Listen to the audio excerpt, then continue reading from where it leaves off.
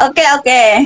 Sebelum kita eh, masuk ke obrolan kita ya terkait pengalamannya Kak Sela, mungkin teman-teman ingin kenal dulu nih dengan Kak Sela ya terkait mungkin aktivitasnya Kak Sela lagi sibuk apa kayak gitu Kak, stay di mana? Boleh Kak? Hmm, boleh. Jadi kalau sekarang aku jadi full time content creator di ranah Hmm, mental health. Terus untuk aktivitas ya buat konten, terus baca buku, ngisi-ngisi event kayak gini juga, live, webinar gitu-gitu. hmm. Iya, iya, iya. Berarti ini Kak ya, apa namanya? Udah dari kapan Kak Kak Sela ini? Apa aktif ini sebagai konten kreator? Aku udah dari 2022, berarti udah 3 tahun berarti sekarang. Hmm, iya, udah lumayan lama ya Kak ya. Lumayan. Stay-nya di mana Kak? Kak Sela ini Kak? Aku stay di Jakarta Barat. Oh, Jakarta juga ya. Dokter Steven juga di Jakarta Kak. Oh, Jakarta mana? Kalau nggak, Glodok. saya di Cinere sih, Oh, nempel ke Jakarta Selatan gitu. Cinere. Heeh. Kalau nggak salah Kak Sela itu hipnoterapis juga ya? Oh iya benar, baru aja. em, Oh baru. Iya baru apa namanya? Iya iya iya. Dapat sertifikatnya udah lulus. Ah, sih sih sih sih. Keren keren. Kayaknya memang fokus ya. Fokus edukasi, terus sekarang jadi terapis gitu ya. Iya dong. Mulai kapan Kak Kak Sela ini tertarik apa namanya dengan terkait mental health Kak?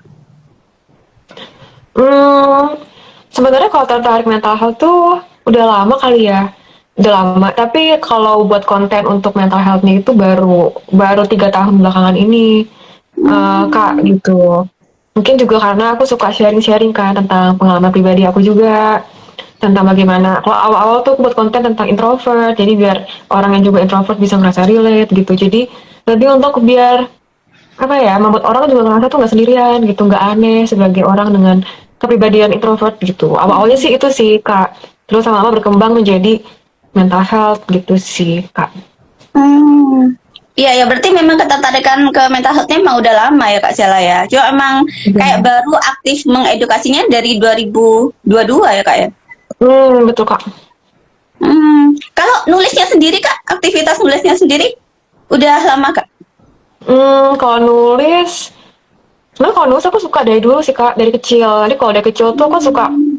nulis diary gitu ya, nulis diary gitu, kayak dear diary gitu kan. Nah terus habit itu tuh berkembang sampai sekarang, tapi kalau sekarang kan lebih keren istilahnya journaling gitu kan. Jadi habit itu Hmm. masih ada terus sampai sekarang, journaling, nulis, terus ya untuk refleksi gitu loh, masih ada sampai sekarang gitu Kak.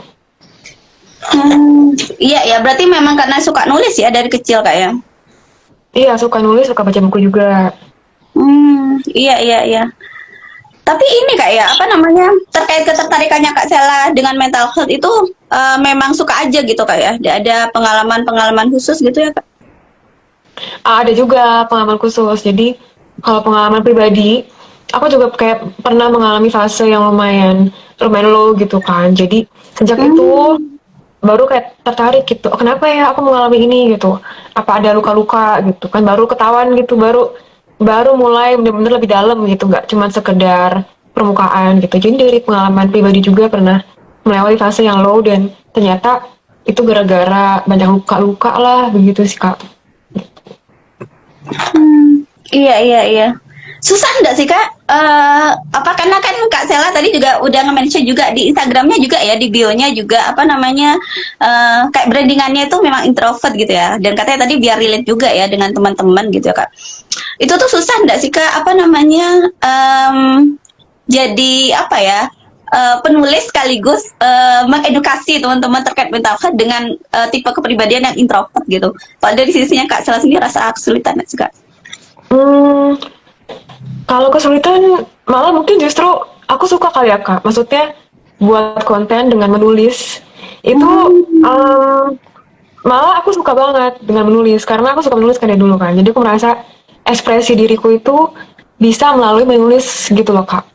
Jadi sebenarnya kalau tantangan itu aku merasa justru ini menjadi wadah ekspresi diri aku untuk sharing, untuk berbagi gitu, untuk mengedukasi gitu. Jadi sebenarnya kalau tantangan mungkin di awal-awal sih Kak, kayak kalau misalnya buat konten tunjukin wajah itu masih malu. Tapi along the way itu pelan-pelan teratasi sih. Rasa malunya itu berkurang lama-lama dan akhirnya terbiasa gitu Kak. Iya, iya, iya. Berarti memang kalau tantangannya sendiri lebih ke rasa malu aja gitu Kak ya. Tapi karena memang rasa nulisnya sendiri memang udah suka kayak gitu Kak ya. Terus juga terkait mental health-nya itu memang karena interest, karena ini ya ada sebuah pengalaman di masa lalu. Jadi ya meskipun ada tantangan dengan rasa malu tadi itu juga ya terlewatin aja gitu Kak ya. Nggak jadi yang terlalu gimana-gimana juga gitu Kak ya. Betul-betul. Iya, iya, iya, iya. Kalau ini Dok, apa namanya, ada hubungannya nggak sih Dok, kayak apa namanya orang introvert dengan kecenderungan suka nulis gitu Dok? Atau memang itu hal yang emang beda gitu? Karena kan ini ya Dok ya, apa namanya, orang introvert itu kan emang cenderung kayak sulit mengungkapkan gitu. Nggak tahu ya, ini dari relasi-relasinya saya introvert tuh biasanya memang sulit mengungkapkan kecuali pada orang-orang tertentu, dan itu pun tertentu banget kayak gitu. Beda dengan orang yang tipe kayak saya yang nggak introvert gitu, bisa kayak cerita ke siapapun kayak gitu. Itu ada nggak sih Dok hubungannya apa kayak kepribadian introvert dengan kecenderungan suka nulis kayak gitu? Iya, kalau dari penelitian saya sih belum cari tahu ya, tapi kalau dari pengamatan observasi saya gitu ya ke sekitar, ke diri saya sendiri, ngomong-ngomong saya juga introvert. Oh. Makanya saya juga sebenarnya saya sebenarnya agak kesulitan kalau tampil-tampil gini tuh sebenarnya agak belum terbiasa ya, karena saya baru setahun gitu ya.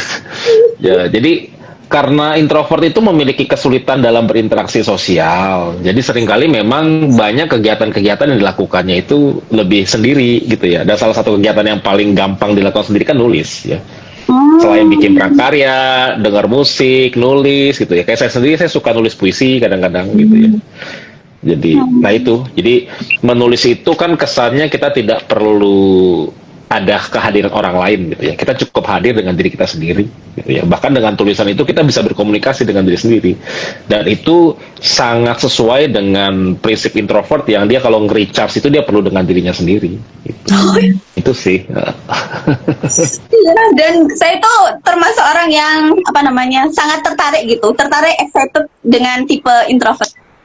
Dengan tipe benar Kak, saya sangat penasaran gitu karena relasi-relasi dekatnya saya orang-orang introvert gitu. Sedangkan saya tidak berkepribadian itu, jadi saya sangat excited untuk cari tahu kayak gimana sih orang introvert kayak gitu. Saya selalu kayak nanya ke relasi-relasi dekatnya saya, kalau tentang kayak gini gimana menurutmu? Tentang relasi gimana kayak gitu? Sahabat itu apa menurut kamu? Teman dekat itu apa gitu? Hal-hal kayak gitu saya tanyakan. Saya pengen tahu perspektifnya dia tentang hal-hal kayak gitu yang ternyata bisa ya, ternyata ada perspektif kayak gitu. Lumayan ini sih lumayan bikin kaget di awal-awal, tapi udah mulai terbiasa. Iya ya, nah Dok, kalau apa namanya, kalau tipe introvert dan ekstrovert sendiri itu memang kayak template aja gitu, emang mesti template tuh kayak ya memang adanya kayak gitu sejak awal, atau bentukan dari lingkungan kayak gitu biasanya Dok? Ya, ini kan memang introvert, ekstrovert itu sekedar salah satu pembagian tipe kepribadian ya. Jadi kalau saya nggak salah itu dari Carl Gustav Jung gitu ya, dia membagi introvert, ekstrovert, makanya sampai ada alat tesnya juga yang dikembangkan dari teori-teori dia. Cuman memang itu bukan salah satu saja pembagian ya. Jadi pembagian sebenarnya kalau di psikiatri itu introvert ekstrovert itu ada berbagai jenis. Jadi ada introvert. Kalau di psikiatri kan kita ada 15 tipe kepribadian gitu ya. Jadi mungkin introvert itu masuknya yang ada schizoid, ada yang kepribadian cemas menghindar gitu ya. Jadi ada berbagai jenis introvert gitu di dalam psikiatri secara umum gitu ya. Karena kita tidak menggunakan introvert, tapi dari beberapa tipe kepribadian itu sesuai dengan kategori introvert gitu ya. Itu seperti itu. Yang tidak terlalu suka bersosialisasi, entah dia karena cemas kalau dia bersosial, entah karena dia sebenarnya nggak suka karena dia lebih suka dengan diri sendiri gitu ya. Entah karena dia nggak suka karena dia sebenarnya takut ya, dia takut orang lain itu akan melukai dia gitu. Jadi ada berbagai jenis ya introvert itu. Gitu. Seru banget. Kak Marcella juga merasakan hal seperti itu. Iya kak. Kalau Merasakan aku hal yang disampaikan dokter. awal-awal lumayan sih, kayak suka cemas gitu sama penilaian orang gitu. Tapi lama-lama sih terbiasa juga sih Kak gitu. Jadi emang butuh dilatih gitu loh. Dilatih Hmm. jadi biar bisa keluar dari comfort zone sendiri gitu sih pelan-pelan. Iya ya. Kapan Kak Marcella? Ini saya penasaran sih. Kapan Kak Marcella ini apa namanya mulai aware, mulai menyadari kalau oh ya aku ini introvert kayak gitu. Kan karena kan untuk bisa belajar itu kan perlu menyadari bagian itu ya. Kalau aku emang tipe yang kayak gini kayak gitu. Emang punya bagian yang kayak gini gitu. Hmm, kayaknya itu deh yang kayak tes-tes online zaman SMA gitu. Kayak udah ada tes-tes minat bakat gitu kan. Maksudnya kayak gimana sih kamu tuh lebih condongnya kemana gitu. Jadi udah mulai, oh kayaknya aku introvert nih. Tapi aku tuh bener-bener merasa tercerahkan gitu saat baca bukunya Susan Cain itu yang Quiet, itu buku tentang introvert. Dan pas baca buku itu aku merasa wah itu bener-bener menjabarkan diriku banget. Itu di buku itu ngejelasin tentang introvert itu apa, science di balik introvert itu apa, terus bedanya sama cemas itu kayak gimana. Jadi kayak aku merasa itu buku yang benar-benar buat aku, wah ini buku yang menjabarkan diriku banget gitu sih kak. Aku banget gitu ya Kak. Iya. Iya ya. Eh pada zamannya cukup kesulitan nggak sih Kak? Maksudnya kan sebelum belajar ya Kak ya. Kalau ini kan udah versi yang udah bagus nih, udah versi belajar. Itu pada zamannya cukup kesulitan nggak sih Kak? Dengan apa namanya bagian-bagian diri introvert itu Kak? Hmm, lumayan. Mungkin zaman dulu itu soalnya kan belum tahu kan orang itu istilah introvert, extrovert gitu kan. Jadi maksudnya masih kayak merasa, kalau kamu tuh nggak ikut nongkrong, nggak ikut kumpul-kumpul, terus sendirian aja itu kayaknya aneh aja dianggapnya gitu sama orang. Jadi kayak dianggapnya tuh ikutan lah kalau kamu ansos gitu kan. Jadi zaman dulu tuh sebelum hal-hal seperti ini tuh umum, lumayan struggling di sana. Jadi harus menjelaskan kalau aku tuh bukan gak mau nongkrong, tapi capek gitu loh dan butuh sendiri gitu loh. Jadi dulu memang struggling tapi sekarang untungnya udah lumayan umum kan ya istilah seperti ini. Jadi udah lebih diterima dan orang juga ngerasa itu udah nggak aneh lagi lah orang introvert gitu sih kak untungnya. Iya ya benar-benar karena udah makin aware Kak ya sekarang Hmm. tipe-tipe kepribadian seperti itu. Iya ya. Ada momen ini enggak sih Kak? Maksudnya Kak Kak Marcella itu merasa kayak apa ya kehilangan kehilangan atau tidak kenal kayak gitu dengan bagian dirinya Kak Marcella terus dalam momen-momen nulisnya Kak Marcella itu terus ngerasa kayak oh ya aku ketemu nih sama bagian diriku ada bagian-bagian diri yang akhirnya ditemukan kayak gitu sebelumnya tidak ketemu tidak dikenali kayak gitu ada enggak sih Kak momen-momen kayak gitu. Dengan menulis ya. Hmm. Hmm, paling itu sih kayak kalau aku tuh menulis tuh karena untuk refleksi. Jadi kalau misalnya ada kejadian apa atau lagi malu ya apa, kayak emosi-emosi apa yang aku rasakan tuh aku pakai menulis untuk merefleksikan kayak oh hari ini tuh aku merasa lebih cemas ya. Kenapa ya kira-kira? Jadi aku nulis kayak oh ternyata karena ini. Jadi aku mengekspresikan, mengeluarkan emosi-emosi aku dengan menulis gitu dan dari situ aku jadi tahu kayak oh ternyata mungkin ada bagian diriku gitu yang masih merasa cemas karena takut ditinggalkan misalnya atau takut sama orang tuh nggak suka sama aku. Jadi kan aku jadi tahu, oh ternyata masih ada luka gitu di sana atau masih ada hal yang aku perlu untuk rangkul di sana atau ada hal yang perlu aku lebih belajar lagi begitu. Jadi dari refleksi itu menulis aku jadi lebih kenal bahwa ada bagian dari aku yang mungkin butuh untuk lebih dirangkul dan diproses dan dilihat gitu sih kak. Iya iya.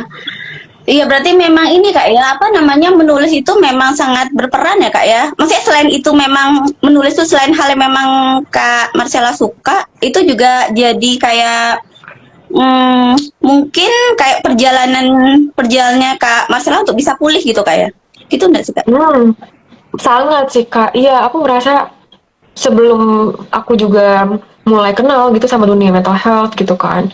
Dulu kan maksudnya masih agak apa ya, masih agak banyak stigma gitu kan di dunia mental health gitu kan. Jadi dulu itu dari kecil, sekolah, kuliah, kerja, itu aku awal-awal masih banyak mengandalkan menulis untuk melepaskan emosi, terus kegalauan, terus juga hal-hal yang terjadi di hidup aku tuh dengan menulis gitu. Jadi menulis tuh sangat membantu proses healing aku sampai sejauh ini gitu sih Kak.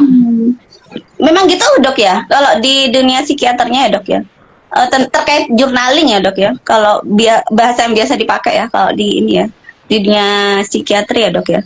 Memang ini ya apa journaling itu memang jadi apa cara yang sangat worth it ya dok ya untuk apa proses pemulihannya kita dok. Iya, jadi salah satu yang paling sering ya tools para psikoterapis ya psikoterapis baik psikoterapis dari psikiater, psikolog atau psikoterapis yang bukan psikiater psikolog itu memang salah satu toolsnya adalah journaling ya. Journaling itu kan menulis ya. Paling sering tuh jurnal emosi ya. Jadi kita diminta untuk menuliskan mengenali emosi kita hariannya seperti apa gitu ya.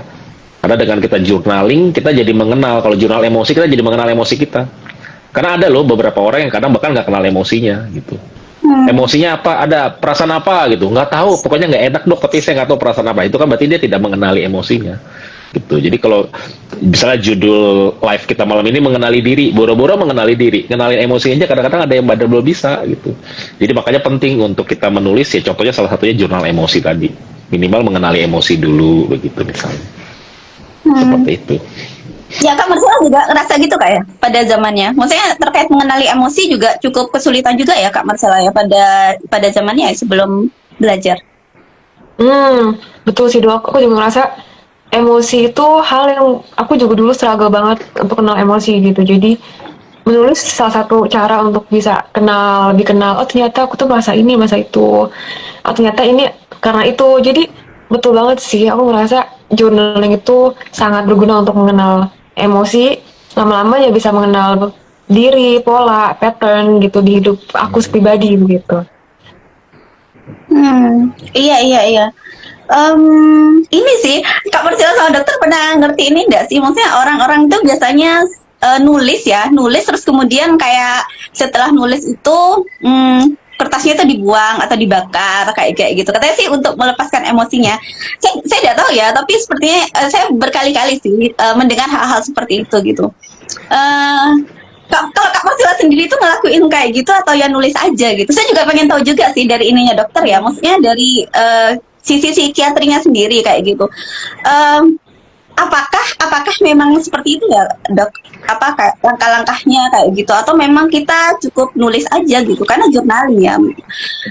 Tidak tahu tapi dalam perjalanan saya sepertinya saya tidak pernah sampai ngelakuin kayak gitu sih. Dokter dulu deh, nanti baru Kak Marcella. Iya, iya. Jadi memang beberapa pengembangan teknologi pikiran ya. Teknologi pikiran itu kan jadi kan dunia jiwa ini haknya semua orang gitu ya. Meskipun memang secara saintifik itu lebih banyak diteliti oleh psikiater dan psikolog. Tapi di luar psikiater dan psikolog ini banyak orang-orang yang membangun metodenya sendiri, teknologi pikirannya sendiri gitu ya. Itu kadang ada yang mengembangkan setelah ditulis, kemudian tulisan itu dibejek-bejek atau bahkan dibuang atau dibakar begitu ya. Meskipun memang secara teknik itu sangat melegakan ya pada saat kita membuang, membakar gitu. Namun memang di dalam psikologi dan psikiatri sendiri kita tidak menggunakan teknik itu ya. Ya setahu saya ya, karena saya selama saya belajar umumnya menulis jurnal, menulis surat, misalnya surat buat diri sendiri itu bukan untuk dibakar, tapi justru untuk disimpan. Kalau di psikolog atau psikiater itu kita menyimpan itu tujuannya untuk memahami. Karena kalau dibakar nanti kan nggak paham ya. Kita tulis, kita buang, nggak dibakar ya. Jadi kita lebih banyak nulis, kemudian itu disimpan. Nah, simpenan-simpenan itu yang akan kita lihat kembali. Jadi tulisan-tulisan kita bahkan bisa ngebandingin tulisan kita dulu dengan tulisannya sekarang. Kita bisa lihat perubahan polanya atau ada pola yang sama apa tidak begitu. Itu sih. Jadi kalau saya pribadi sebagai dari sudut pandang psikiater kurang setuju ya dengan metode-metode yang ditulis lalu dibakar begitu ya. Meskipun katanya itu melegakan begitu. Seperti itu. Iya iya. Disimpan terus dijual. Iya. Kak Marcella sendiri gimana nih pengalamannya terkait menulis? Kalau aku juga sama sih sama dokter juga. Maksudnya kalau nulis tuh aku juga untuk disimpan dan dibaca lagi. Jadi maksudnya aku jurnal itu tujuannya juga untuk refleksi ke belakang kayak oh ternyata aku tuh dulu pernah misalnya nih kayak sama mantan terus kayaknya sampai sedih-sedih banget. Oh, terus aku baca karena terus aku sampai oh ternyata aku dulu pernah kayak gini ya gitu kan jadinya merasa oh aku udah berkembang nih gitu atau enggak oh aku udah pernah melewati fase seperti ini, terus aku berhasil melewatinya. Itu kan suatu pembelajaran juga kan buat diri aku untuk bisa melihat progres, perubahan, dan fase-fase aku di jurnal itu. Nah, tapi aku juga pernah sih dapat pertanyaan dari orang-orang. Iya. Kayak mereka itu ragu mau journaling itu gara-gara merasa takut nanti jurnalnya tuh nanti ketahuan dibaca orang gitu, atau dibaca sama anggota keluarga atau sama siapa. Nah, kalau untuk itu kadang-kadang tuh aku suka saranin untuk ditulis terus dibuang aja. Kenapa? Biar mereka bisa melepaskan, mengeluarkan unek-unek segala macam, terus biar nggak takut dilihat sama orang, itu bisa nanti ya udah buang aja lah gitu, dibanding takut dilihat sama orang gitu. Jadi itu alternatif sih untuk orang-orang yang takut dibaca gitu loh jurnalnya, karena itu rahasia juga ya, personal banget kan gitu. Jadi itu sih alternatif buat orang-orang seperti itu. Iya. Kak Marcella, BTW, BTW tipe introvert itu memang tidak suka cerita ke orang nggak? Maksudnya memang kalau dari Kak Sela sendiri, pengalamannya Kak Sela tuh, ada nggak sih Kak kayak relasi-relasi yang bisa kayak Kak Sela ceritain gitu, atau memang maksudnya full beneran nulis kayak gitu? Kalau untuk beberapa hal itu aku cerita ke orang yang aku percaya, kayak teman. Nggak banyak sih, cuman ada beberapa yang aku percaya yang aku bisa cerita ke mereka gitu. Nah, tapi untuk beberapa hal lainnya, aku lebih, mungkin ini juga sih Kak, lebih kayak kalau aku cerita semuanya gitu loh ke orang itu, nanti juga dia ada masalah juga kan. Jadi ada rasa gak enak juga gitu kalau misalnya aku cerita semuanya gitu loh tentang hidup aku, tentang keresahan aku, emosi-emosi aku juga kan jadinya terasanya kayaknya juga dia kasihan juga gitu kan. Aku ceritain masalah aku, nanti dia juga jadi terbebani. Jadi aku cerita yang secukupnya aja, yang aku rasa butuh lah untuk relasi dan koneksi, tapi nggak semuanya. Jadi kalau untuk yang lain-lainnya itu aku lewat jurnal gitu sih, lewat jurnal. Jadi aku nggak perlu apa ya, menahan-nahan juga. Aku bisa keluarin semuanya sampai habis gitu sih di jurnal itu. Iya, keterampilannya introvert banget ya kayak itu. Iya Kak. Nah ini kita boleh ya sambil nyambi baca-baca pertanyaan juga ya Kak Sela, Dok? Iya. Ini kayaknya ada fansnya Kak Sela ini kayaknya yang dari tadi komen. Aduh. Iya. Ini Reza bacain dulu. Bagaimana Kak Sela dari yang pemalu sampai berani tampil? Saya posting status aja malu. Nah ini dia Kak. Sama kayak udah kita bahas tadi ya. Katanya latihan, boleh deh Kak lebih rinci mungkin Kak. Dari yang malu sampai bisa berani gitu ya, post gitu ya. Iya. Iya bener sih. Jadi kalau di terapi itu kan sebutannya exposure terapi ya. Jadi benar-benar mengekspos diriku tuh dengan buat konten, terus bacain komentar, terus juga ya udah gitu, apapun yang aku takutkan, aku cemaskan itu aku coba lakuin, terus lihat feedbacknya gimana. Jadi dan setiap lakuin itu tuh kayak lebih susah sedikit gitu, jadi ada progres juga di exposure terapi itu gitu. Jadi aku rasa untuk mengatasi rasa takut dan kecemasan dan keraguan untuk post konten itu emang perlu diekspos sih. Kalau enggak ya kita kan selalu takut terus kan, dan selalu ragu terus kan gitu. Jadi aku sih dengan cara seperti itu, memang gak nyaman, tapi seiring kita coba terus, lama-lama bakal makin berasa, oh gampang kok lama-lama gitu. Jadi ini kayak memperlebar comfort zone aku gitu sih. Iya, jadi kayak rasa tidak nyamannya dihadapi gitu Kak ya? Iya, betul. Gimana Dok? Kalau dari sisi psikiatrinya Dok, ini sih apa kayak gitu tuh, kayak latihan kayak gitu tuh ada kayak batasan waktunya nggak sih Dok? Biasanya maksud saya orang yang punya kecenderungan malu gitu atau takut melakukan sesuatu kayak gitu, ketika dia latihan konsisten dalam waktu berapa lama dia akan bisa melalui itu, ada nggak sih Dok ukuran-ukuran kayak gitu Dok? Ya, kalau ukuran-ukurannya ada sih. Katanya orang itu berubah kalau nggak salah dalam waktu 3 minggu gitu ya. 3 minggu tiap hari dia konsisten ngelakuin sesuatu tuh dia akan terbiasa setelah 3 minggu. Sebelum 3 minggu itu dia akan, kalau dia berhenti dia susah untuk konsisten gitu ya. Jadi membangun kebiasaan itu gitu ya. Membangun kebiasaan itu sudah harus di atas 20 hari, baru kemudian kebiasaan itu menjadi sesuatu yang kalau dia nggak ngelakuin tuh ada yang kurang gitu. Tapi sebelum kebiasaan itu terbangun, Kalau dia berhenti atau dia berjalan tuh ya masih ada kesulitan-kesulitan ya. Seperti contohnya membiasakan bangun pagi gitu ya, itu kalau yang belum terbiasa tuh susah gitu. Sampai dia terbiasa tiap hari konsisten selama 21 hari lebih baru kemudian dia terbiasa. Nah, mungkin sama ya dengan menulis atau dengan apapun kita bisa melakukan dengan cara yang sama. Hmm. Iya, iya, iya. Berarti memang ini ya, apa namanya? Ini juga berlaku untuk hal-hal yang lain juga ya, bukan cuma terkait perasaan malu ya. Semua semua perasaan-perasaan yang hadir itu, misalnya mungkin kalau tadi contohnya kan mungkin malu ngeposting gitu ya. Atau biasanya kalau sama relasi malu gitu ya, ketemu relasi atau takut ketemu relasi ya, hal-hal kayak gitu juga bisa dilatih juga kayak gitu ya. Saya bayangnya gitu sih, tapi tentu dengan porsi yang kecil dulu gitu. Misalnya ya bolehlah kita ketemu 5 menit 10 menit gitu Kak Marcella ya. Iya, iya betul. Dikit-dikit dulu aja. Iya, jadi kalau latihan itu ini apa namanya memang mulai dari yang paling kecil aja dulu, dikit-dikit aja dulu kayak gitu, jangan langsung besar. Jadi kerasanya tidak berat gitu. Jadi perjalanan saya juga sama sih. Maksudnya kan tipe kayak saya itu juga ada juga ya Kak kendala-kendala juga gitu, hal-hal yang saya sulit juga dan itu saya latih dan saya tuh merasanya ini sih Kak, apa namanya, ketika pengen melatih sesuatu, melatih sebuah kapasitas, kalau saya di awal udah ngebayanginnya dalam jumlah besar, itu tuh kayak mau ngelangkah satu langkah aja untuk latihan aja tuh kayaknya saya enggan, berat banget gitu. Tapi kalau mikirnya ini tidak apa-apa sih, dimulai dari yang kecil dulu. Latihannya mulai kecil-kecil aja dulu, tidak harus nanti hasilnya langsung besar, tidak apa-apa juga. Itu tuh lebih ringan tuh, karena ada ekspektasi atau keidealan tertentu kayak gitu ketika latihan. Betul betul bagus kayak gitu. Iya ya, terus ini lagi kalau nggak bisa nulis itu gimana Kak? Saya lagi, saya banget. Ya maksudnya saya lebih bisa ngobrol, kayak lebih bisa voice kayak gitu Kak. Ngobrol dengan diri sendiri, ngobrol dengan orang kayak gitu tuh. Kalau ada orang diajakin ngobrol, saya suka ngobrol dengan diri sendiri dibanding nulis. Kayak bingung nulisnya gimana, memulai tulisnya itu gimana. Kak Marcella, gimana tuh Kak? Waduh, apa ya?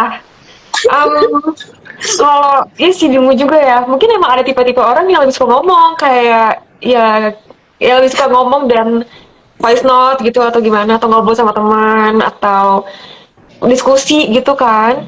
Ya aku rasa sih itu bagus juga sih. Jadi tergantung tipe orang. Yang penting sih keluar aja gak sih, keluar emosinya, terus perasaan yang unek-uneknya itu keluar. Entah itu dengan cara nulis, ataupun dengan cara diobrolin ke orang, atau voice note. Atau juga orang suka gambar juga sih Kak. Jadi gambar gitu, ada art terapi gitu kan ya, ada yang suka menggambar.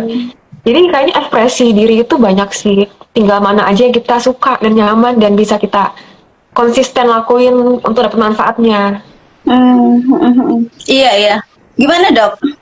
Kalau dari dokter Dok? Buat yang kesulitan nulis nih Dok. Tadi kalau yang Kak Marcella sampaikan, ini apa namanya, bisa dengan ekspresi menggambar atau ngobrol gitu Kak Salah ya, tergantung kenyamanannya. Karena dokter juga tadi nge-mention kan ya, kalau apa namanya, yang memang banyak apa namanya terapi yang memang disarankan itu memang journaling tadi gitu. Kalau di dunianya dokter kayak gitu Dok ya. Iya, iya. Jadi kalau buat yang kesulitan itu nomor satu mungkin perlu disadari. Seringkali orang nulis itu sudah terlalu banyak aturan. Tulisan saya harus bagus, harus lengkap. Nanti kalau dibaca dokternya, kalau saya tulisnya dikit nanti malu-maluin. Nah itu nomor satu, aturan-aturan itu harus dilepas dulu. Tulislah dengan bebas, sebebas-bebasnya. Nah seringkali kebanyakan aturan di kepala itu yang bikin kita susah nulis. Takut tulisannya jelek, takut tulisannya kurang, takut tulisannya tidak mewakili dan macam-macam ya. Jadi aturan-aturan tulisannya harus gini harus itu dibuang dulu. Jadi tulislah sebebas mungkin ya, tanpa aturan ya.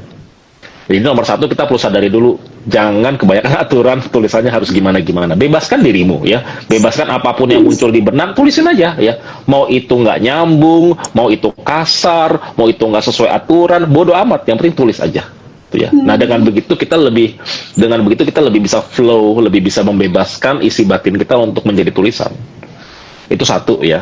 Nah terus kedua, Nggak usah berpikir yang terlalu jauh. Kita harus nulis gimana. Mulai dari hal kecil. Cukup dengan tulis misalnya, saya hari ini merasa apa. Udah. Ya. Start from little, hal-hal yang kecil banget. Saya hari ini merasa sedih. Udah, cukup itu. Membiasakan satu hari tulis kalimat pendek mengenali emosinya apa, itu sudah cukup. Nanti seiring waktu dimulai dari kecil tadi kan, baru ditambahin, dikenalin. Saya merasa sedih misalnya. Sedihnya berapa gitu, dari 1 sampai 10, baru ditambahin.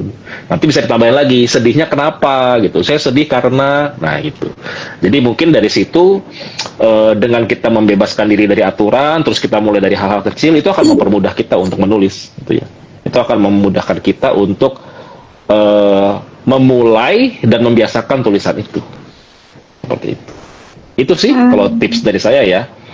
Sama kadang-kadang saya kalau di sesi gitu ya, di sesi terapi, kadang dengan ada orang yang suka dibebasin kayak tadi ya, dibebasin nulis apapun. Ada orang yang suka dikasih template gitu. Jadi udah dikasih template, kayak jurnal tuh udah dikasih template.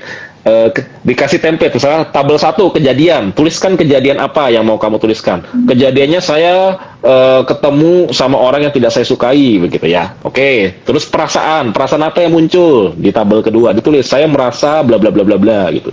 Terus pikirannya apa yang muncul gitu. Terus terakhir lagi apa yang pingin kamu lakukan ketika kamu merasa berpikir gitu. Saya pingin lari, saya pingin marah misalnya gitu. Nah kadang-kadang ada yang dikasih tabel jadi mempermudah tulisan juga. Yang tadinya bingung kan saya mau nulis apa ya, nah dikasih template itu jadi mereka tinggal isi form-form pembagian tabel-tabel tadi ya. Jadi ada berbagai tips sih untuk bisa memudahkan menulis, itu ada berbagai tips gitu. Iya Itu iya. sih. Bagus ya dok. Ini apa namanya, kayaknya itu ngebantu banget sih. Saya ngebayanginnya buat teman-teman yang apa namanya kesulitan nulis. Saya juga sadar perjalanannya jarang banget nulis, itu hal yang jarang banget sih saya lakuin. Sukanya ngobrol emang, lebih suka cerita. Terus apa lagi nih, nggak bisa ngomong juga kak, selalu ada rasa takut. Oh sepertinya takut ngungkapin ya kak ya, nggak bisa nulis, nggak bisa ngobrol. Lagi kalau hal-hal kayak gini gimana tuh dok? Biasanya dokter pernah nggak sih dok? Apa ada pasien yang seperti ini dok? Apa keluhannya kayak sulit nulis, terus untuk ngomong juga takut kayak gitu. Iya. Jadi ada 2 tipe garis besar ya, ada 2 tipe orang yang kemudian susah untuk ngomong atau nulis. Pertama, tipe yang memang dia punya ketakutan tadi, dia punya hambatan, punya resistensi ya. Takut disalahartikan, takut dijudge, takut dinilai gimana-gimana, takut orang lain yang kita ceritakan, yang kita tulis nggak ngerti gitu ya, takut nanti orang lain salah paham, takut respon orang lain tidak sesuai apa yang kita inginkan. Itulah ketakutan-ketakutan tadi yang kadang bikin kita nggak bisa ngomong atau nggak bisa nulis. Padahal sebenarnya kalau dia dibikin rasa aman, merasa safe, dia akan bisa menceritakan atau bisa menulis dengan bebas. Tadi kan di awal kalau tulisan itu ketakutan di kepala kita sendiri, takut nanti tulisannya dibaca orang gitu ya, takut nanti tulisannya nggak sesuai, itu juga sama sih. Itu bikin kita jadi nggak bisa nulis ya. Itu tipe pertama, dia bisa tapi dia takut. Tapi ada tipe kedua yang memang belum terbiasa nulis, belum terbiasa ngomong. Jadi mau dikasih rasa aman segimanapun, sudah safe, sudah aman, dia memang nggak biasa ngomong. Dia tidak terbiasa menyusun kata-kata, tidak terbiasa menyusun tulisan. Dia ada di tahap jiwa itu namanya preverbal ya. Jadi dia kemampuan verbalnya belum cukup bagus, kemampuan berbahasa belum cukup bagus. Sehingga dia bahkan untuk mengungkapkan pun, untuk menuliskan pun susah. Nah yang seperti ini perlu dilatih ya. Dia perlu dilatih untuk mendefinisikan dulu. Mendefinisikan apa yang dia rasa gitu. Ibaratnya kayak anak-anak tuh kan kalau dia lagi merasakan sesuatu gitu, dia nggak bisa menyebutkan dia kenapa gitu. Kadang orang tuanya membantu, oh kamu lagi takut ya gitu. Nah ketika orang tuanya membantu, dia mulai menangkap tuh, oh kalau perasaannya seperti ini, rasa di tubuh seperti ini namanya takut. Nah dia mulai belajar mendefinisikan apa yang dia rasa. Karena di anak-anak itu dia masih tahap preverbal. Ya, dia belum punya kemampuan berbahasa yang cukup baik. Nah, ada pasien-pasien yang sudah mungkin jiwanya sudah dewasa, umurnya sudah dewasa, tapi dia masih di tahap preverbal. Dia belum cukup fluent dalam berbahasa. Nah, itu perlu kita latih. Perlu kita latih untuk mulai mengenali kalau perasaan ini namanya ini gitu. Kalau seperti ini beda loh, ini perasaan, ini pikiran. Jadi kita mulai ngelatih dia untuk membedakan, membahasakan apa yang terjadi di dalam batinnya. Dengan begitu dia baru bisa menyampaikan ya, entah berupa verbal atau berupa tulisan tadi. Begitu. Jadi ada dua tipe gitu ya. Kenapa seseorang tuh susah kadang-kadang. Iya, iya. Berarti memang lagi-lagi perlu aware ya dok dengan apa maksudnya kondisinya kita sendiri karena kan maksudnya kita perlu aware kapan aku memang perlu orang lain kayak gitu tuh karena kan itu tadi udah tahapannya udah kayak butuh bantuannya orang lain ya untuk mengungkapkan karena udah kayak kesulitan untuk nulis kesulitan untuk ngobrol ngungkapin juga kayak gitu. Betul, betul, betul. Kadang ada hambatan, kadang ada orang yang punya hambatan takut, dia tidak menyadari takutnya, gitu ya. Dia tidak menyadari resistensi atau yang memenjarakan dia. Nah, mungkin dia butuh orang lain, terapis atau apapun yang melepaskan penjara itu. Minimal ngingetin, udah kalau nulis gak usah banyak aturan, tulis aja sebebasnya. Begitu diingetin kan dia sadar, oh dia punya ini nih, punya tudung yang menghalangi. Dia istirahatkan dulu tudungnya biar dia bisa lebih bebas. Atau dia butuh orang lain untuk tadi membantu dia perlahan-lahan memverbalkan apa yang dia rasa gitu. Kalau dia masih di tahap proverbal tadi. Gitu. Iya iya. Gitu. Ini sih dok, tadi saya kelewat nanya tentang ini sih dok, apa namanya? Tadi kan introvert sama ekstrovert itu berarti kan template gitu ya. Tapi mungkin nggak ya? Ini saya penasaran sih. Mungkin nggak ya orang ekstrovert kayak gitu ya? Karena bentukan lingkungannya kayak gitu ya, dia bisa jadi akhirnya dalam perjalanan pertumbuhannya dia bisa jadi introvert kayak gitu atau sebaliknya gitu. Orang yang template-nya introvert gitu, tapi karena apa lingkungannya seperti itu, jadi tidak kelihatan gitu kalau dia introvert kayak gitu. Hal-hal kayak gitu mungkin nggak? Mungkin aja. Jadi orang introvert ada yang sebenarnya dia tetap nggak kelihatan introvert karena dia skill sosialnya bagus, dia bisa menempatkan diri sosial, dia memang melatih itu. Meskipun secara alamiahnya dia introvert, jadi dia cepat capek ya. Meskipun dia mampu, dia kelihatan luwes, tapi dia cepat capek gitu. Jadi dia aslinya introvert, cuman nggak kelihatan gitu ya. Atau memang dia berubah, bisa juga terjadi perubahan ya, terjadi pergeseran. Mungkin dia tidak menjadi ekstrovert murni, tapi dia menjadi ambivert, dia menjadi tengah-tengah, dia jadi bisa dua-duanya gitu. Ada terjadi pergeseran, mungkin yang dulunya dia nyaman, zona nyamannya itu dengan dirinya sendiri, terus lama-lama ketika dia mulai berinteraksi, membuka diri, oh dia mulai menemukan ternyata nyaman juga ya berinteraksi. Nah disitulah dia sisi ekstrovertnya mulai terbangun.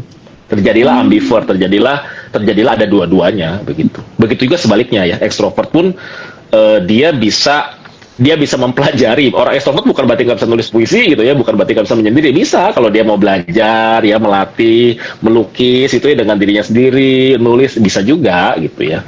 Begitu juga dia bisa menemukan kenyamanan dengan kesendirian ya. Orang ekstrovert tidak selalu harus nyaman dengan adanya orang lain, dia juga bisa belajar bagaimana sendiri itu nyaman juga kok gitu. Itu sih, jadi perubahan itu mungkin, pertumbuhan menjadi sisi yang lain pun mungkin gitu. Relate ya Kak Marcella ya? Kak Marcella senyum.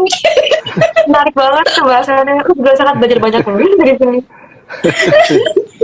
Iya ya, Kak tapi iya enggak sih Kak, maksudnya dalam perjalanan Kak Marcella itu Kak Marcella jadi kayak lebih nyaman kayak gitu, seperti yang dokter sampaikan tadi. Ada enggak bagian-bagian perjalanan kayak gitu yang tadinya beneran ngerasa tidak nyaman nih dengan orang lain, tapi sekarang udah ya cukup oke lah kayak gitu tuh, meskipun ya setelahnya biasanya kehabisan energi gitu Kak ya. Aku relate banget sih tadi yang dibilang bahwa kita bisa bergeser gitu kan sesuai dengan kebutuhan dan juga fase hidup kita gitu. Aku juga ngerasa gitu. Jadi semakin lama aku merasa apa ya bisa gitu kalau misalnya rame-rame, terutama kalau sama orang yang aku juga ngerasa nyaman gitu. Aku ngerasa bisa lama-lama juga ngobrol sama mereka, terus bisa maunya tuh lama-lama aja gitu ngobrol sama mereka gitu, walaupun dulu mungkin aku ngerasa kayak aduh capek banget ya, kayak malas banget gitu.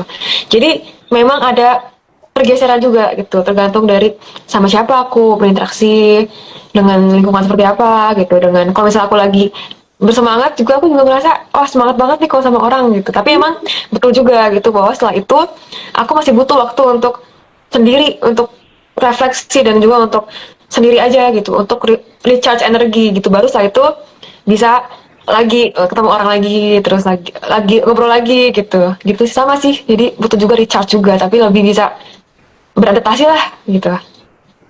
Iya Kak, saya penasaran sih Kak, berapa lama Kak waktu yang biasanya Kak Marcella butuhkan buat ngecas? Waduh, berapa lama? Berapa lama ya? Aku bingung ya. Em, Kalau aku sih setidaknya gitu ya, kalau seharian jalan gitu sama ketemu orang, pagi, siang, sampai sore, sampai malam, itu aku malamnya harus bener-bener udah sendirian. Kalau bisa aku, ya udah aku di kamar sendiri aja. Jadi bener-bener itu waktu untuk aku sendiri gitu. Besoknya kalau ketemu lagi juga sebenarnya bisa-bisa aja gitu. Tapi dalam seminggu tuh harus adalah berapa, mungkin weekend kali ya, weekend untuk sendiri gitu. Jadi lebih ada balance lah antara ketemu orang sama waktu sendirinya. Gitu sih Kak. Iya iya. Dan saya kalau boleh tahu apa ya Kak ya? Maksudnya dalam waktu ngecas itu apa ya?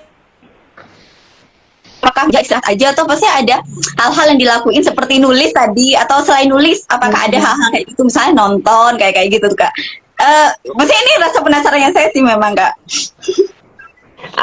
Apa ya kalau aku kalau sendiri itu lakuin hobi aja kayak nulis bener, baca buku, terus lakuin hal-hal sendiri aja gitu bener-bener semuanya kayak kerjain sesuatu, bikin konten tuh udah sendiri tuh. Jadi semua hal yang aku nggak perlu interaksi sama orang gitu.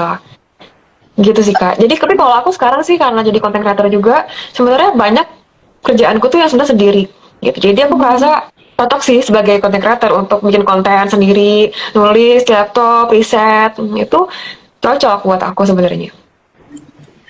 Iya iya. Iya iya ya Kak. Berarti memang ini Kak ya, apa namanya? Hmm, semua aktivitas yang dilakukan sendiri itu bagian dari ngecas gitu Kak ya. Kalau aku sih gitu ya. Kalau aku merasa seperti itu. Iya iya iya. Wah, saya excited Beda ya. banget sih. Kamu nggak relate? memang memang tidak relate sama saya tapi karena sangat relate dengan relasinya saya karena itu sangat ngebantuin saya sih Kak. Maksudnya untuk berelasi dengan relasi-relasi dekatnya saya hal-hal kayak gitu. Sangat introvert. Iya, iya kan, iya kebayang lah Kak ya. Maksudnya kalau saya tidak belajar tentang relasinya saya kan bisa kayak yang, duh kok cuek banget sih, kok tidak mau ketemu. Ya betul-betul bisa miskom ya. Betul betul. Makanya akhirnya dalam perjalanannya emang banyak belajar, banyak tanya, banyak mengkonfirmasi kayak gitu. Oke oke. Saya tuh sering dibilang sombong dari dulu. Apa lagi? Padahal bukannya sombong ya, nggak biasa nimbalin ekspresi segala macam. Jadi kebanyakan diem, terus dibilangin sombong. Sama-sama dok. Iya iya. Jadi relate banget ya Kak ya.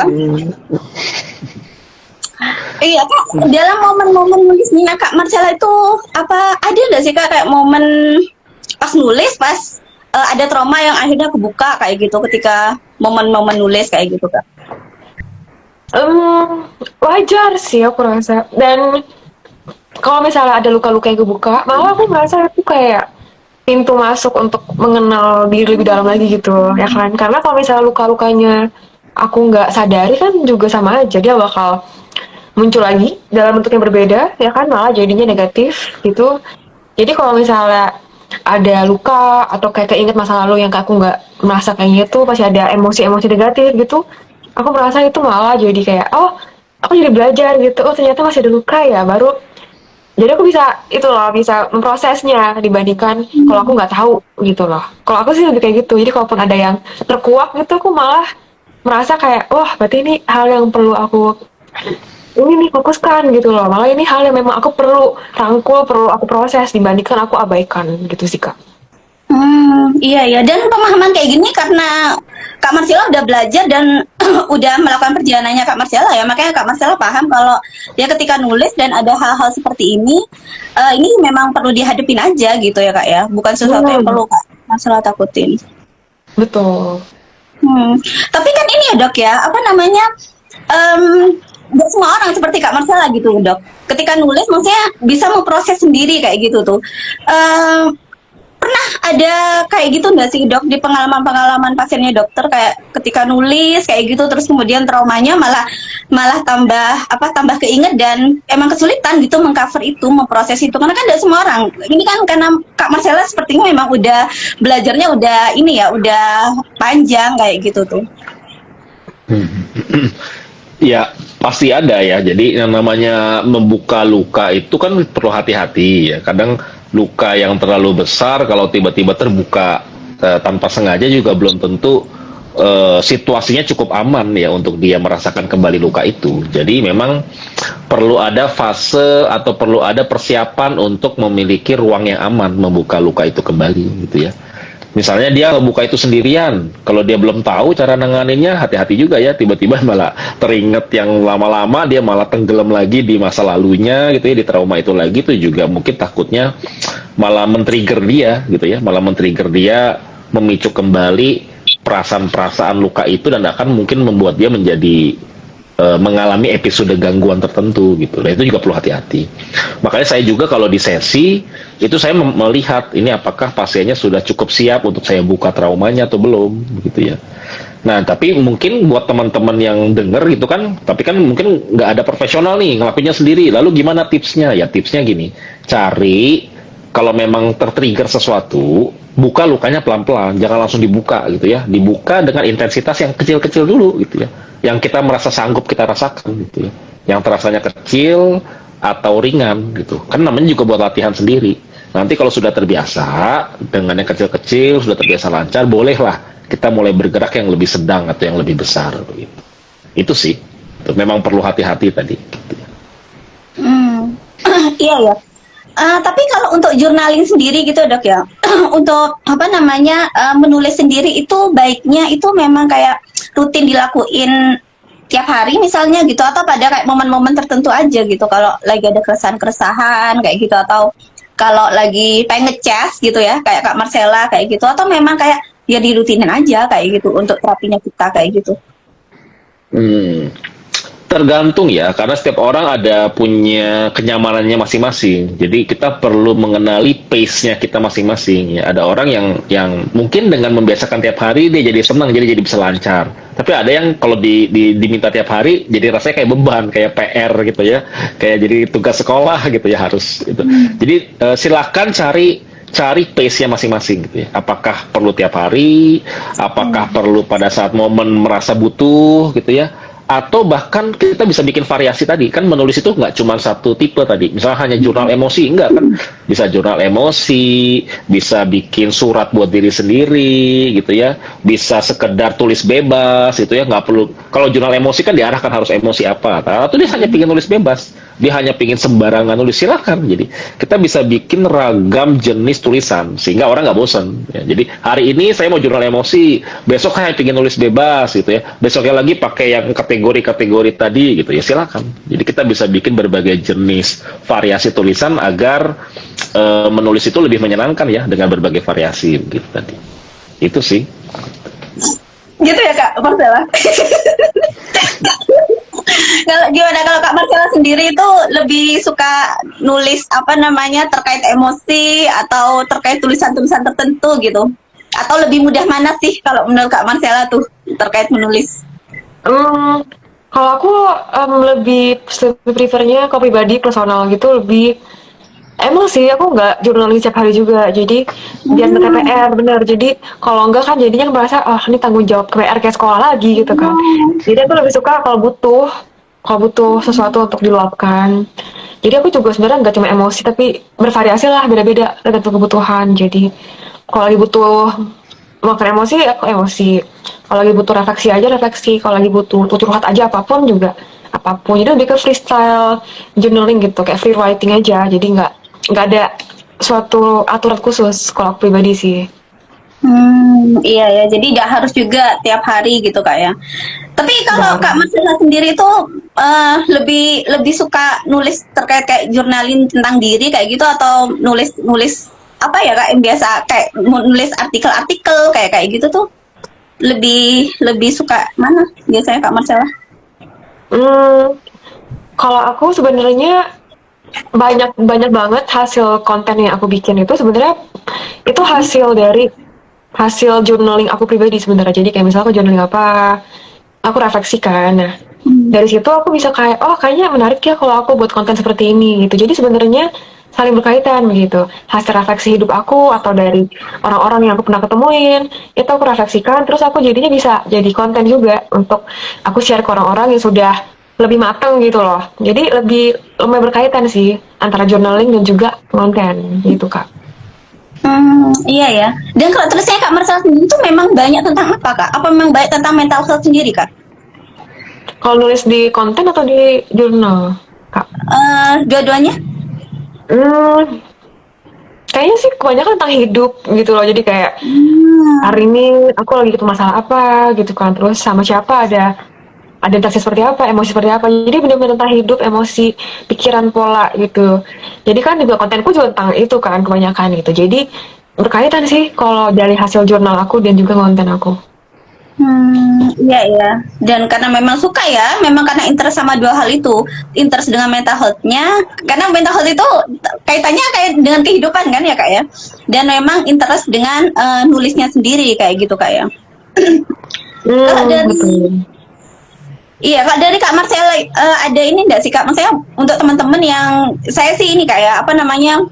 Saya sendiri juga termasuk yang tidak terlalu suka nulis kayak gitu dan memang tidak kepikiran juga sih Kak untuk nulis. Tapi pada beberapa orang yang saya temuin, mereka ya bilang sih pengen pengen nulis kayak gitu, tapi memang tidak bisa kayak gitu katanya, tidak bisa nulis kayak gitu. Untuk mereka kayak gitu tuh ada tips-tips enggak dari Kak Marcella? Untuk teman-teman yang pengen nulis tapi aku nggak bisa sih kayak gitu. Terkait hal apapun ya Kak ya, bukan hanya terkait ini ya Kak ya, tentang mental health. Karena kalau Kak Marcella kan Oh. memang kayak fokusnya kan tentang mental health, kehidupan kayak gitu karena relate banget gitu ya. Tapi kalau untuk kayak pure nulisnya sendiri kayak gitu Kak, mungkin ada saran gitu buat teman-teman nggak? Oh, untuk nulis secara general gitu ya. Iya, betul. Hmm, untuk tips sih mungkin mungkin kayak banyak hal di hidup gitu ya. Untuk kita bisa suka sesuatu, kita perlu lakuin dulu, tapi nggak perlu langsung banyak gitu. Tapi coba aja dulu sehari ini nulis 1 kalimat, 2 kalimat, coba lagi besok. Jadi lebih untuk dibangun habitnya dulu menulis. Nah, karena kalau misalnya orang udah mulai ada habitnya menulis, lama-lama itu bisa muncul rasa sukanya juga gitu. Jadi kalau misalnya orang ada hasrat yang kuat untuk menulis, bisa coba dari ya udah coba lakuin sehari berapa kalimat, berapa halaman. Kalau orang yang menulis buku gitu ya, sehari berapa words gitu kan. Nah, besoknya lagi, lama-lama tuh akan kebangun habits gitu. Dari habits itu bisa nanti pelan-pelan jadi suka gitu. Karena kan udah habitsnya udah kebentuk nih kan. Selama berapa hari, berapa minggu, berapa bulan gitu. Jadi bisa dari situ dulu. Jadi nggak perlu langsung suka. Yang penting kita udah coba dulu lakuin sama konsisten. Nanti baru situ coba renungkan kayak emang gue suka atau nggak suka sih sebenarnya sama nulis gitu sih Kak. Tips dari aku untuk bisa suka Hmm. nulis. Iya iya, berarti memang ya dimulai aja dulu gitu, nulisnya dimulai aja dulu kayak gitu Kak ya. Meskipun cuma sedikit, yang penting rutin kayak gitu Kak ya. Konsisten. Iya. Nah, tadi kan dari pengalaman Kak Marcella itu ini ya, apa namanya, terkait menulis itu kan banyak dari pengalaman-pengalaman kayak gitu. Tapi kalau dari imajinasi-imajinasi gitu ada nggak sih Kak pengalaman menulis dari imajinasi? Atau itu hal yang malah Kak Marcella lakuin tuh, menulis dapat dari imajinasi? Em, kalau nulis, biasa kalau aku tuh menulis itu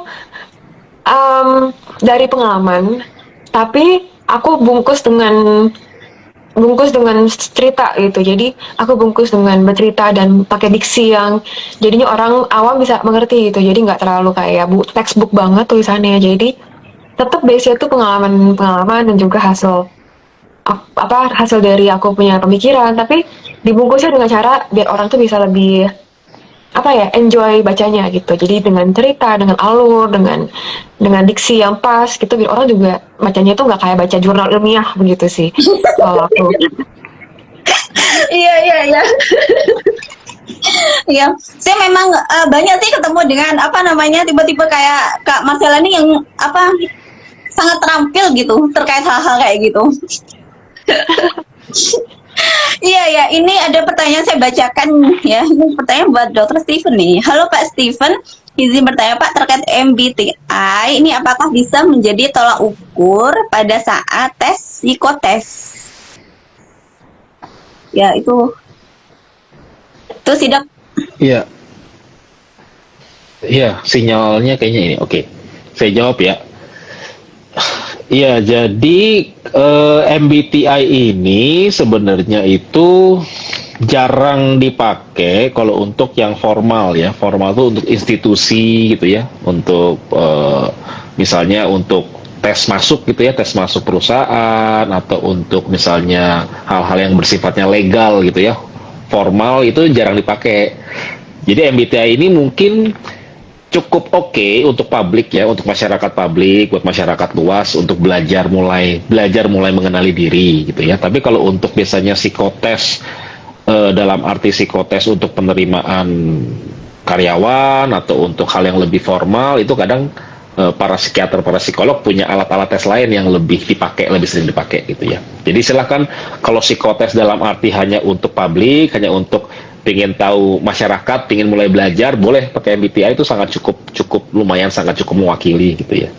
Itu. Tapi kalau untuk pengen tahu yang lebih formal, lebih ke arah yang sering dipakai psikolog atau psikiater itu kami punya alat tes lain begitu ya. Kalau kayak saya pakainya itu MCMI gitu ya, Milon gitu. Itu juga sama tentang kepribadian, tapi lebih fokus ke arah psikiatrinya gitu.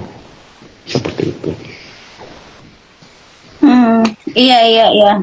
Berarti kalau untuk di awal kayak gitu tuh ya udah cukup bagus gitu ya dok ya. Tapi memang Ya. untuk bisa paham lebih jauh tentang dirinya kita perlu ada hal yang lain lagi gitu dok ya. Iya. Iya. Nah, ini nih juga apa namanya saya barusan keinget tentang apa namanya kita tuh kan sekarang memang ada di era yang digital banget ya kayak gitu dan maksudnya kayak status-status kayak gitu udah biasa kayak gitu. Nah, hal-hal kayak gitu tuh kalau menurut Kak Marcella ya kayak gitu kan banyak banget ya kayak gitu kayak di story-story kayak gitu. Kalau kayak dari Kak Marcella dan dokter itu kayak gitu tuh termasuk bentuk pengekspresian emosi juga enggak sih kayak gitu terkait kayak status-status di sosial media gitu. Oh, siapa dulu nih kak? Gimana Kak? Gimana Kak Marcella boleh deh. Oh, kalau status yang dimaksud tuh kayak gimana? Status tentang galau-galau atau gimana? Iya itu salah satunya. Oh, Salah gitu. satunya itu karena kan sosial media kita rame banget Kak ya. Emang apa namanya rame banget umum banget kayak semua hal itu pasti ke posting di sana dan bukan cuma galau-galau ya Kak, maksudnya kayak kayak joget-joget kayak gitu tuh kan Oh. banyak banget maksudnya ya penuh lah kayak gitu. Hal-hal kayak gitu termasuk pengekspresian emosi enggak sih kalau menurut Kak Marcella dan dokter?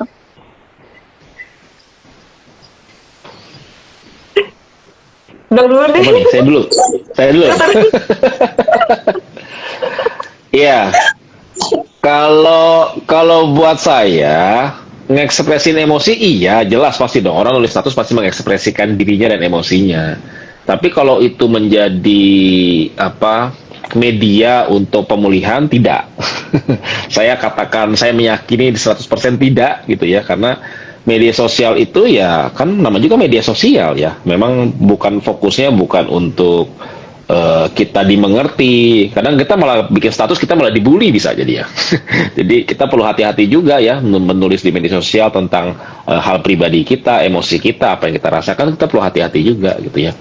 Dan apakah itu memang tujuannya untuk kita didengar atau gimana gitu kan kita nggak pernah tahu respon dari para yang berkomentar itu kita nggak pernah tahu ya. Jadi itu bukan media aman ya. Menurut saya bukan media aman untuk kita berekspresi. Tapi kalau itu memang ekspresi emosi itu ekspresi emosi, tapi tidak aman menurut saya.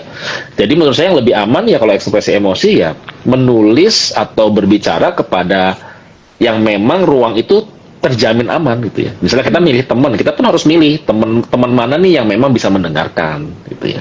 Jadi nggak sembarang teman. Jadi kita harus memang tahu nih orang ini cukup bisa kita percaya, orang ini cukup bisa bikin kita nyaman gitu ya. Termasuk memilih psikolog, psikiater atau psikoterapis apapun.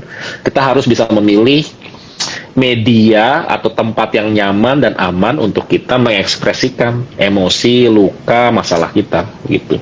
Dan menurut saya medsos itu tidak aman ya. Bikin status itu tidak aman di media sosial. Itu sih. Gimana Kak? Kalau dari Kak Marcella. Gimana ya, Kak? Iya, jadi kalau dari dokter tadi kan ini ya apa kalau itu memang bentuk memang bentuk mengekspresikan ini ya, emosi kayak gitu ya. Cuman bukan ini ya, bukan untuk sebuah pemulihan kayak gitu, karena ruangannya tidak aman di sana kayak gitu. Betul. Kak, masalah gimana?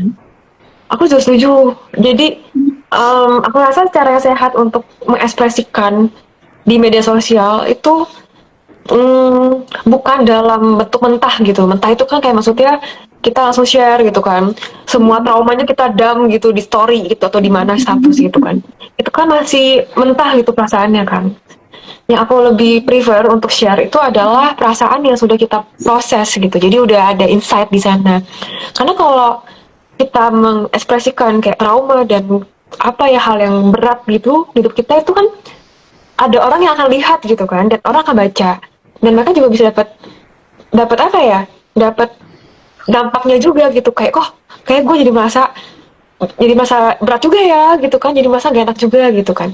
Ini kan sosial media, jadi ini sosial, jadi pasti apa yang kita sebarkan akan juga berdampak bagi orang yang membacanya dan mengonsumsinya. Jadi aku sangat setuju bahwa apapun kalau misalnya terjadi trauma yang sangat berat atau emosi atau apapun yang masih berat banget, sebaiknya jangan di media sosial kita sebarkan, tapi ke orang yang dipercaya atau ke terapis atau ke siapapun yang memang profesional di bidangnya, karena itu sangat raw dan sangat mentah dan sangat kuat dan itu bisa kalau kita sebarkan ke tempat yang salah, wah kan banyak tuh ya sekarang kayak misalnya orang yang gimana sebarkan apa jadi dibully gitu kan, kan jadi makin negatif dan dampak ke dia gitu sih Kak. Iya, benar. Dan iya ya Kak ya. Dan kadang saya juga tidak tahu ya, tapi kadang mungkin mereka memang tidak paham itu gitu Kak. Yang saya tidak paham terkait ya karena memang tidak paham harus kemana nih emosinya, makanya memang ke sosial media seperti itu. Dan itu tadi katanya Kak Marcella dalam bentuk mentahannya gitu ya yang keluar kayak gitu. Iya. Ada pertanyaan lagi enggak ini? Sepertinya udah ya. So pertanyaan-pertanyaan udah kita ini ya, udah kita baca ya. Dan udah 1 jam nih, nggak kerasa. Nah, Kak, ini mungkin sebelum kita akhirin ya, ada pesan-pesan enggak dari dokter dan Kak Marcella nih untuk teman-teman yang mungkin saat ini lagi merasa kosong gitu ya atau kehilangan dirinya kayak gitu tuh. Ada pesan-pesan nggak Kak buat teman-teman? Kak Marcella dulu deh. Pesan ya. Kalau pesan itu mungkin untuk menulis kali ya, karena aku memang dari dulu suka menulis. Jadi pesanku adalah kalau misalnya ada masalah atau ada keresahan atau lagi mencoba masa kosong gitu ya, mencari jalan keluar, bisa benar-benar cara yang paling aksesibel buat diri kita itu adalah dengan menulis, karena kan pen kertas itu kan sangat aksesibel dan murah dan gratis dan langsung ada gitu kan. Jadi itu cara yang paling kita bisa lakukan. Sekarang banyak sih orang yang lari ke ChatGPT sebenarnya untuk curhat gitu kan. Iya kan? Dan itu memang ada manfaatnya yang lain menurutku, tapi untuk menulis sendiri jurnal itu kan kita berdiskusi dengan kita sendiri gitu kan, jadi kita nggak ada orang selain kita yang ngobrol sama kita gitu. Aku rasa masih ada sisi terapeutik saat kita berjurnalis sendiri tanpa ada input dari ChatGPT begitu. Aku masih merasa seperti itu karena aku udah punya hobi nulis itu sejak kecil, jadi aku ada merasa manfaatnya itu masih besar gitu. Jadi aku masih merasa menulis ya kita berdiskusi dengan kita sendiri itu masih manfaatnya itu besar dan sangat terapeutik untuk pemulihan jiwa kita gitu Kak. Iya. Jadi itu ya pesan dari Kak Marcella buat teman-teman yang saat ini mungkin lagi merasa kosong gitu ya, mungkin bisa dimulai dengan menulis kayak gitu ya. Dan yang udah kita obrolin tadi, menulisnya juga gak usah yang ideal banget gitu ya, ya nulis aja apa yang pengen ditulis, gak harus yang gimana gitu. Luapin aja gitu ya, apa yang dirasain diluapin aja, ditulis aja kayak gitu. Dan dari perjalanan Kak Marcella yang memang udah biasa nulis gitu ya, dari kecil memang menulis itu masih jadi sesuatu yang sangat worth it gitu ya sampai sekarang kayak gitu tuh, untuk ini ya membantu merilis emosinya kita kayak gitu Kak ya. Kalau dari dokter sendiri ada pesan-pesan nggak Kak Dok buat teman-teman Dok? Iya, ya kalau dikaitin dengan tema kita, pesannya mungkin gini ya, manusia itu menjadi semakin dewasa itu ketika kemampuan berbahasanya itu makin baik ya. Dan kalau kita contoh gini, kalau masih bayi ya, kita nggak bisa ngapa-ngapain. Kalau kita lagi sedih, lagi kesel, lagi ini, kita dengan cara apa? Kita nangis ya, kita marah, nangis, teriak gitu ya. Nah itu juga kita lakukan pada saat dewasa ini. Kalau kita nggak bisa mengkomunikasikan berbahasa dengan baik, kita akan marah, teriak, ngambek gitu ya. Itu sebenarnya pertanda bahwa kemampuan kita membahasakan emosi kita tuh belum cukup fluent, belum cukup lancar. Jadi oleh karena itu kita perlu melatih kemampuan berbahasa ini, membahasakan emosi kita, membahasakan masalah kita dengan baik. Dan menulis adalah media yang paling mudah ya, paling gampang untuk kita melatih berbahasa tadi. Jadi ayo. Nah, jadi ayo menulis ya. Ayo kembangkan kemampuan bahasa kita untuk mengungkapkan masalah dengan cara menulis. Iya, Wah. Iya, saya baru tahu juga ini bahwa dengan menulis itu bisa meningkatkan kemampuan bahasa kita. Oh, bagus sih. Ini hal-hal baru, hal baru yang saya tahu gitu. Oh, ternyata dengan nulis itu bisa ini ya, kapasitas berbahasa kita juga bisa makin membesar kayak gitu ya. Iya ya. Oke, terima kasih ya Kak Marcella dan dokter buat waktunya malam ini ya. Makasih juga dia buat teman-teman yang nyimak obrolan kita malam ini. Semoga ini ya ada insight-insight yang diperoleh ya, yang kedepannya bisa ngebuat kita semua makin bertumbuh. Oke, sampai jumpa ya teman-teman di agenda Sabda berikutnya. Makasih banyak ya Kak Marcella, dokter. Terima kasih.